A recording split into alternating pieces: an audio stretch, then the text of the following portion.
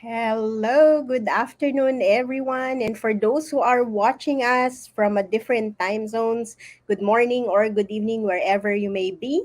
And for those who are first time in this platform, my name is Marilyn. I'm the founder and CEO of Customized Training Solutions Private Limited, or CTS, and we are Asia's most trusted training and business solutions partner. And of course, we create programs that adds value and impact for leaders to stay relevant, adapt to the next normal, and ensure performance of a hybrid team, including this interview. And today, it's my great pleasure to introduce the leader for today. It's CJ Ang, and he's a certified shared leadership team coach, Singapore chapter leader for International Association of Coaching, or IAC, and author of Winning the B2B Sales in China. Wow, I'm super excited. And without so much further ado, I'd like to bring in CJ. Hi, CJ. Hi, Marilyn. Thank you so much for taking time to have this conversation with me, and hopefully, we can add as much value to our audience about leadership, transformation, and of course, I wanted them to know like from which perspective you're coming from, and the introduction I gave you is very short and doesn't give much justice Right, to your right. experience. So probably in 2 to 3 minutes, please introduce yourself, share your journey, particularly on the theme of this leadership and transformation, I guess, who you Yeah, are, what you have been doing, your experience around this topic. right. Thank you. My name is CJ, as what Marilyn has introduced. Um, I help companies to achieve better results through their people, and that basically has got a lot to do with leadership development, people development, and so on. One of the key things that I found in leadership development and, in a way, transformation of the companies is that leadership today is kind of a bit different from what it used to be, especially when we come into issues like what is VUCA. We are always in a constant flux of volatility, changes, uncertainty, and also the word transformation, which usually means these days digital transformation. With the event of ChatGPT now, and a few years ago, smart manufacturing, Internet of Things. Things and people are kind of different right now. The leaders who are going to lead these people need to adapt to the times accordingly to be effective. Wow, thank you for that introduction. And it doesn't even like just stops with the introduction of yourself, but also of what you do and what is leadership and what they have to expect nowadays, right? As you've Yeah. mentioned, things and people are different nowadays, right? So thank Yeah. you for reminding us that. And so again, that's the reason why we have to adapt, right? And so I'm just curious to know, who are your influencers? What are your favorite leadership styles, if any, that leads you to how you define what leadership is for you today? And yeah, please do share that with us. Right, I mean, being a child that's born in the '70s and being male in Asia, one of the key role models as a kid was Bruce Lee, of all people. And Wow. the reason I brought up Bruce Lee is because I tend to use one of his most famous quotes when it comes to change management, and in this case, leadership as well, or agile leadership. And what he say is like, be like water. You put water in a pot, it becomes a pot. You put water in in a cup, it becomes a cup. Water Mhm. can flow and it can crash. So it really depends on how you morph yourself in it. And that brings us back to the question of the leadership quote, that the leadership today needs to be adaptable, needs to be flexible to different situations, different generations of people, and different demands. And by different, it can be changing from week to week. So it's not just in old days where, hey, this is a new way of doing things, and we just go in this new way and just adapt to the new way. It's like today I'm going to try something different. Tomorrow I'm going to do something differently as well because the situation changed. Oh, thank you so much for sharing that, Bruce Lee. My favorite is actually Jackie Chan. I used to watch him a lot, even like going to movies on my own, just to watch his movies. But again, like I really love that first message that you gave it. It's very powerful. Be like water. Like I was just having that. In fact, I was just having that conversation with my 6-year-old this afternoon Wow. when I was giving him a bath, and then he was asking me about the water, like, hey, I want the water to be here, to be there, and all those stuff. I said, like, that's the thing. Water is liquid. Like it follows whatever the like shape of the container, and Right. again, that's adaptability for us, right? If we And, were to follow that. and through that, great inspiration from a 6-year-old because it brings us to the next part. How do you manage water if it's so fluid, so uncontrollable? And Mhm, that those are concepts of being agile. So being mhm, agile is not about no, or being flexible. It's not mhm, about being out of control. Certain mhm, things still have to be in control. Certain you still have deadlines mhm, to follow, to reach. You still have people to manage. There are certain rules and regulations that still has to be in place. There's certain things that you need to deliver by a certain time to a certain mhm. quality. So Like, being agile is to bring some sense or order in a flexible world. mhm, So in that sense, now in the past, it's like when a leader usually knows what to do, what is the goal, what is the process, how are we going to do it, and these are the X number of steps forward.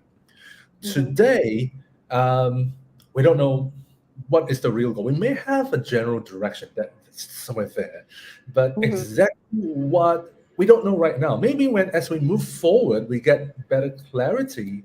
We know what the ultimate goal is, but at the moment, we don't know. But so that's the thing. We don't have full information to have mhm, a good plan, but without moving forward, we'll never have that full information.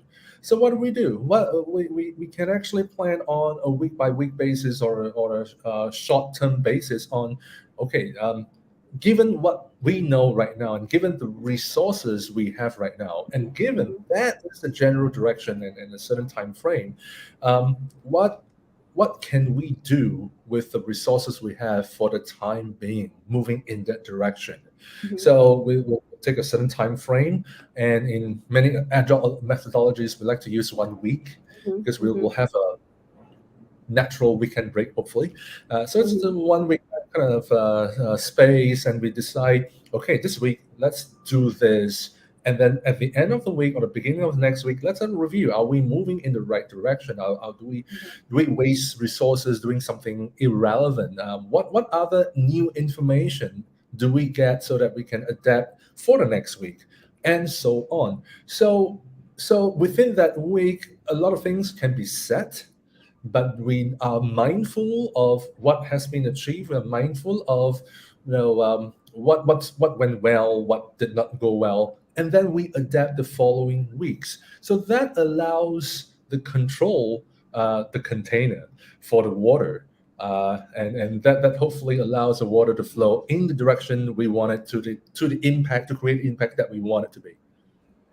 Wow, that's really great. I really appreciate that explanation. I should actually have that next conversation with my son on agility, right? The importance of agility. And I really appreciate how you actually clearly um explain that to us in terms of how we should do the planning on a short term basis, and how do we adjust, and how do we actually maximize or optimize the resources that we Mhm. currently have in order to get the results that we have. And before I ask my next question, I just want to acknowledge, this is very difficult to read. Nancy Kelelo. I hope I Hello, Masondo. yeah, Masondo. So, good morning from South Africa and happy to be here. And we're more than happy to have you here as well. Do share with us any takeaways that you would have in this conversation, or if you have any questions for Sweet J, I'm sure CJ will be gladly answering those questions. And hi, Bless. Thank you for joining us live as well. Water adaptable, flexible. Hello. So thank you so much for giving us your some of the important key takeaways that you're having so far with us. And again, it's an invitation to everyone who's especially watching us live today to join us in this conversation. And so that leads me to my next question. I mean, I believe you've been in the corporate world before you started working with medium sized to multinational companies today. And so, even before the pandemic, what would you say are the top three problems that leaders would normally face? Well, I, I would say that the biggest problem is that there is a disconnect between the company's goals, which is to make as much money as possible, usually, Mm-hmm. and the people goal, which is in today's world, mental well-being. Before the pandemic, more of the people development goals, and Mm-hmm. somehow these two tend to um, diverge rather than converge. So it's like um, we want people to work as hard as possible and give their lives to the company, and at the same time, we, at least on the surface, we say we want to develop people for their fullest potential. So that unfortunately they're going in divergent paths. And if you're a middle management leader, you're kind of caught in between to say that there are tough targets, there are challenging targets that one needs to fulfill because it's part of your job. It's also the job of your subordinates as well. So we got to do it. And at the same time, we are being told all this while to take care of your people. If you take care of your people will take care of your customers will take care of profits. So we hear that all the time, but it's really, really challenging to find that sweet spot there. True, true. I totally agree with you. Is there anything more that you'd like to add when it comes to the top problems leaders do face, other than this disconnect that you were referring to? Well, If there's two more, I guess, that you I can think so. share with us. The second one, I think it's a what I call a coaching problem. Mhm. So again, it's related to the first, as in leaders are very busy to manage tasks. So we are managing what needs to be done, and leaders need to spend time to find out what's going on with the people and develop the skills, the knowledge, or even give feedback to correct wrongful attitudes. Mhm. And leaders are always in a tight spot to give enough time to develop the people, give feedback to coaching. Well, I even had a feedback to say that, oh no, we love coaching, but we are not using coaching because it's too slow to get results. But given Exactly. the kinds of issues that they face, if you don't use any kind of coaching framework, it doesn't have to be a long coaching, even for using coaching for 10, 15 minutes, using some kind of coaching skills. If you don't do that, you're not able to get to the bottom of exactly what this other person is thinking or feeling, or what is the crux of those issues. So again, it's a dilemma for leaders to have to focus on tasks and trying to find time for their own people and be willing uh, to um, uh, to spend time on the people. And the third one, yes, uh, the third one is, I know it relates to agile leadership and team coaching very much, in the sense that leaders today don't know everything, and the earlier the leader is able to acknowledge that the better it is that you don't know everything, because no one knows everything, right? So Mhm.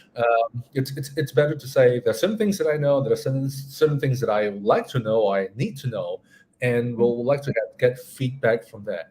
A lot of times, traditional leaders tend to be too thin-skinned, that they are unwilling to take in feedback, especially feedback that runs contradictory to their own assumptions or experiences. So they'll push it around, and then they'll just put it aside and just try to do things as what they knew, and they tend to fail. And we found that you know it's a case in China. So China, there's a lot of Chinese companies, there's a lot of foreign companies, but whether it's Chinese companies or foreign companies, the companies that are the fastest to respond to the changes in the economy, the market, to capture the emerging opportunities are the ones that are very quick in getting feedback. They had automated feedback systems, so the feedback information was streamed into all leadership positions, and the leaders know that they don't know, and that's why they had the feedback, and they with that information they're able to respond to it. And also because things are happening so quickly, whatever I thought is true today because of the feedback I got today that I thought Mm-hmm. is true may be debunked next week because I got the latest more newer information. So Mm-hmm. if the leaders are able to respond to that feedback and not get their ego stand in the way, they are more likely to respond to that and emerge a better leader and run a better company. Wow, thank you for summarizing that to us. It's really spot on, right? Starting with the disconnect between the company's goals Right. and the people's goals, and that's the reason it's important that not only that the person or Mhm. the team members and leaders will align their goals, their values according to the company's one, so that it can, as you've mentioned, it can be integrated or it can be um, converge together in a positive way, right? Yeah. So and I really appreciate you sharing with us the importance of coaching. And um just yesterday, I think it was Breen's post that I actually made a comment around coaching, right? Mhm. But it's a great thing that coaching has evolved a lot in the last few years, right? Mhm. Last time it was taken like negatively Mhm. for most people is when you're doing like coaching, it's like, oh, there might be something wrong with Mhm. that person because she's being or he is being coached or whatnot. Mhm. But Mhm. nowadays, like we would commonly know, especially for I think executive management, where like it's more necessary because they have been through a lot already, that it has to be like customized to them when it comes to learning or specific More needs, than that, right? I've worked with a large company, IT company. So they are switching from selling boxes to Mm-hmm. selling subscription that are customizable. So it's a total change of a sales Mm-hmm. process and then sales model. So the thing that they spend time training the most is not salespeople selling skills. They do that, but not so Mm-hmm. much. They Mm-hmm. spend the most amount of time training the sales managers, first line managers, Mm-hmm. coaching skills to coach the salespeople. Mm-hmm. So it's no longer the domain of executives to have to pay very expensive coaches to coach executives only. Coaching now it's like it's the what do you call it? It really transcends downwards to Mm-hmm. about everyone, and it's being featured in many aspects as part of the regular meetings, as part of the feedback session, um, and it's working because again, leaders don't know everything, and leaders don't know what's going on in the Mm-hmm. minds of their reports. So it's better to use some coaching skills to ask a few questions to find out what's going on, what are the subordinates' priorities, and what are they thinking and feeling before one actually gives out advice or instructions. So in a way, it works that way, and it allows better two-way communication between leader and follower. Exactly. And that's the value of, again, giving feedback or getting feedback as soon as it's very useful, right? Mhm. And coaching also helps on that. But the challenge that most leaders do face, I mean, it doesn't have to be the executive level like what you've mentioned. It could be the other leaders, middle managers, or even salespeople, right? Mhm. Which are normally prioritized for this coaching. Yeah. But again, like the challenge is like now that changes are getting faster and faster, right? Like, so Mhm. how can we use it? We need to decide now. And the thing with coaching is like it's kind of a long process, right? I mean, or but as you've mentioned, it can be actually done in a few minutes, which is good news for everyone, right? But again, like the process is like different as to like directing or uh directing or mentoring people, right? Yeah. But at the same time, the comment I made is that like what I see and like what I observe from coaching is that of course the value that it actually gives the person is really so much more sustainable because that helps you to have a different mindset, and that helps you to shift your mindset towards like so solving the problem from your Yeah. from your side already, not asking for directions on or mentoring from your Right. boss. Right. That makes you like think more, It and solve does. problem more, It and does. so in the end, well, it might take the process might take longer than usual directing and mentoring process, but at least it's more sustainable for the organizations or for the person themselves as well, right? Yeah. And again, leaders don't know everything. The last and most important, I mean, it's kind I of just like a common want to issue add for something. traditional leaders. Just add something. Well, coaching takes longer than a few minutes, about 10, 15 minutes if you want to do a short one. And the good thing about it is allows, if you want to train up your people to Mm-hmm, be able to think and make decisions on their own, be independent, then mm-hmm, use coaching. Because in coaching, you're not giving instructions. You're asking questions to get the other person to clarify, what needs to be done now.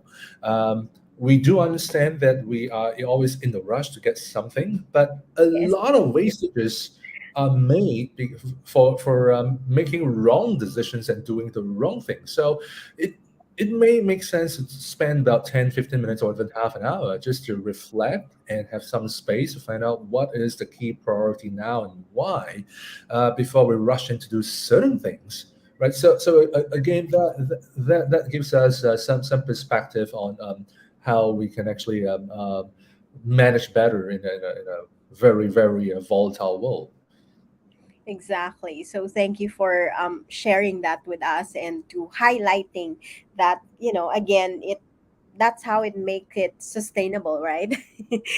So of course, despite that you have already shared with us some of the solutions to these problems that you've shared with us, I'd like to like probably highlight more what are the important leadership capabilities or lead skills that you must have in this next normal to Mhm. continue to lead more effectively. And from your experience, like working in the corporate world or working with leaders in the corporate world, how Mhm. would you actually relate it to to your experience or to the stories that you might have? Right, right. I think that the biggest skills to pick up is listening skills, the most Mhm, important skill. mhm, Um, and I'll even rank listening skills higher than, say, something similar, empathy. mhm, Um, because on the one hand, being a leader, you need to understand what your team is saying, what they're thinking, how they're feeling. On the other hand, there's certain standards, there's certain things that you need to achieve. You probably will need to make sure that whatever feedback you get mhm, reflects reality, but at the same time you're not being abused because your team feels that you're such a nice boss. They may try to squeeze some nice stuff from you. So it's a matter of being able to make that judgment call, but at the same time listen deeper and gain more perspective on what the people are saying. The mhm, second thing is on team decision making. And again, some people are very good making solo decisions. They will get facts, they will get the information, and then they roll decisions.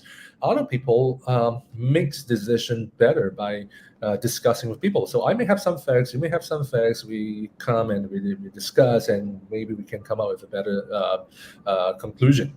mhm, And given the complexity of the world today, it seems that team decision making, whether it's with your own team, whether with your peer, whether it's with your boss, with someone, Mm-hmm. team decision making seems to be getting more and more critical Mm-hmm. to kind of to compensate for potential blind spots or biases that one can make in again in a very uh, changing world. Yeah. And anything more that you? Um, Anything more? I would say that it's still the same adage as we say fail fast, fail cheap, and Mhm. uh, for larger companies, it's to really being able to embrace failure. Because if you Mhm. don't fail in anything, you probably haven't done anything new. Mhm. Every single innovation tends to end up in failure in the first couple of tries, Mhm. right? If you have an innovation that succeeded in the first couple of tries, you're just being lucky. So and very lucky in that sense. So Mhm. you want to try something new, it's likely to fail, right? And leaders need to know that hey, we are just trying this. For the first time or first couple of times, what is important is not about just embrace failure. It's to learn from failure. So, what is it that did not work, and what are some of the things that we can tweak it around so that we can actually make it work the next time? So those are some things to be able to for leaders to face and so that things progress better. Yeah, I appreciate that, and it's interesting how like more and more leaders that I've been having conversation with would always say that listening is one of the top leadership skills that they may have. It sounds so simple, and yet like quite a number of leaders unfortunately fail on this, but if they are able to actually like learn how to listen better, or even like it's interesting like when someone actually told me that what's interesting with you is you can even hear words or things that are not even spoken. Yep. So Yes. that's really listening deeply, right? Yep. It's really like understanding and empathizing with the person that you are with, right? So Yep. so it's very very important for them to like Yep. take time to listen, right? Because that's where they get more ideas and even like do better things afterwards, right? And team decision making plus, of course, innovation or like as you've said, they have to embrace failure, um, as well as to learn from the failures that they have. They don't end with like trying out things or I mean like failing testing and all those stuff, but also they have to learn from those mistakes or failures that they had in order to like make Mhm. well use of those, right? So thank you for that. And that leads me to my last question. If you have a magic wand and can use it, what will you do with this? This is a very open question and I'm very curious to know and to hear what will you say. If I can have a magic wand, I'll make sure that if I can wish for is to really enable all leaders of all levels, of Mhm, all kinds, with or without direct reports, mhm, to be able to understand coaching and being able to coach. Coaching is something that's totally it's very much misunderstood. People think of coaching as giving advice. It is not, and when and again leading back to the question of being a great leader, it's about being able to find out what's going on in the minds and hearts and aspirations of your own people, and one of the best ways is through coaching. So yeah, so that's the magic one. Wow, I really appreciate that. And again, like with the work that you do right now, I believe this is what you have been doing already, even without that magic wand. I mean, you've been coaching and you've been enabling or Mhm. helping those leaders to be able to actually coach their team as well. So thank you so much for that work, even without your magic wand. So, and again, I appreciate you taking time to have this conversation. I appreciate all the reminders and how you simply like identify and simplify things for us, and that's how leadership is, right? I So think if so. before we end this conversation, is there anything more that you'd like to leave our audience with? I mean, any message that you'd like to leave our message, our audience with? Well, to the people who are yet becoming people managers, I just want to say that leadership starts with your own self. You lead yourself, and leadership also happens all around you. Anyone you are trying to influence them to do something for you, you are leading them. So take every opportunity to craft that leadership skill, whether it's for the corporate or for in life in general. It's going to be beneficial for you. I appreciate that message. I love it. Thank you so much. And again, I would like to thank you and those that are watching us live today, and those who have actually joined us in this conversation today. Thank you so much. And thank you again, CJ. And of course, let's join together or help each other to create opportunities, to create a better world to live in, right? And remember that even the richest investors in the world would say that investing in yourself is the Yeah. best investment you can ever make in your life. So with that, we would like to leave you with this quote from Dolly Parton, that if your actions create a legacy that inspires others to dream more, learn more, do more, and become more, then you are an excellent leader. Thank you so much for being an excellent leader for us, CJ.